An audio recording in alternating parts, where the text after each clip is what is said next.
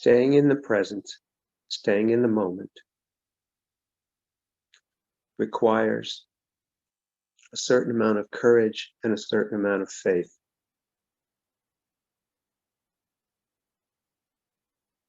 It is at once a knowing and a not knowing. The part of you that does not know is not who you really are. It's your ego. And out of that not knowing, it wants certainty. And it thinks it can find certainty by being able to control its environment and predict the future and avoid pain and perhaps derive pleasure. Ironically, that part of you that wants to know so bad can never know the truth because it isn't real. That part of you isn't real. And what it wants to know is based on fear. It wants to have enough knowledge to somehow combat the fear that's derived of guilt from the false belief in separation from source. That kind of knowing cannot serve you, cannot help you, cannot save you, and cannot satisfy you.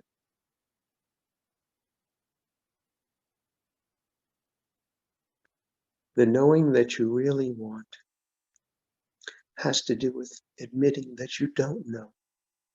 That coming from your ego, you don't know anything. There's such a myriad of relationships and webs of energy that it's presumptuous and preposterous to think that you understand karma, that you understand how everything's related to everything else, or that you could. And the good news is you don't have to. If you let yourself admit that you don't really know, and you find out that you do, but from a completely different place.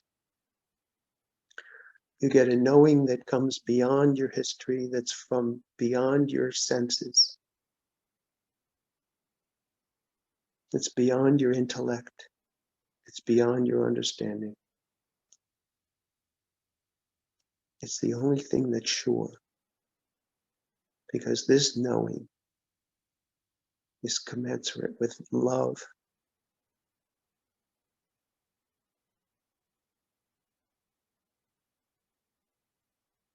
And you can let love guide you where you need to go. You don't have to predict anything. You don't have to protect anything. You don't have to defend anything.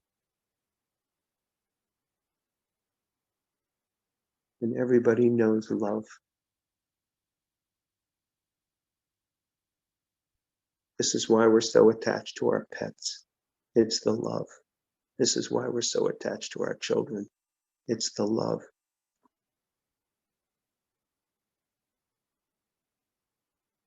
And if you make your life about love, you will come to know the truth. Because love and the truth are the same thing. And the only thing.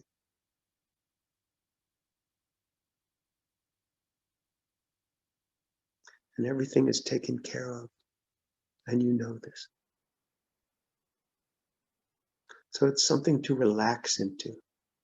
It's not something to force yourself into. It's something to just relax into. And let that larger knowing be your life. Stop trying to survive. Stop trying to be clever.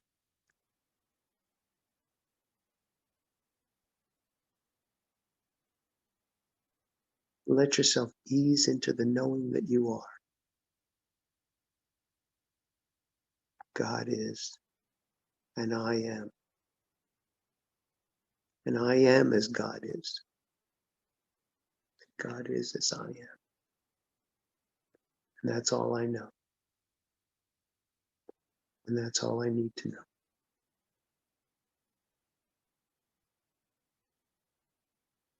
And then you can be in a state of wonder and surprise and delight at what unfolds before you. And even if unpleasant things unfold before you, you can love them too and know that all is perfect and all is taken care of and things are not the way they seem. They're the way they are. Love is the only thing that's real. Fear doesn't exist. And you can let yourself identify with who you really are,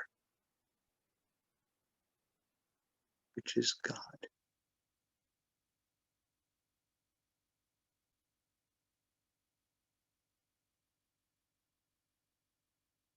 Creativity born of love, with no other purpose than to express that love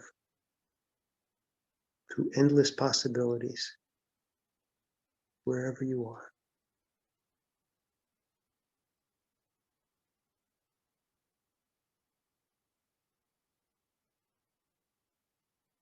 Let yourself know from the deepest place that goes beyond your senses and beyond your capacity to think. And let yourself be informed by love and see only love. And all your anxiety disappears and your fears don't exist. And you're in the kingdom of heaven that you've never left.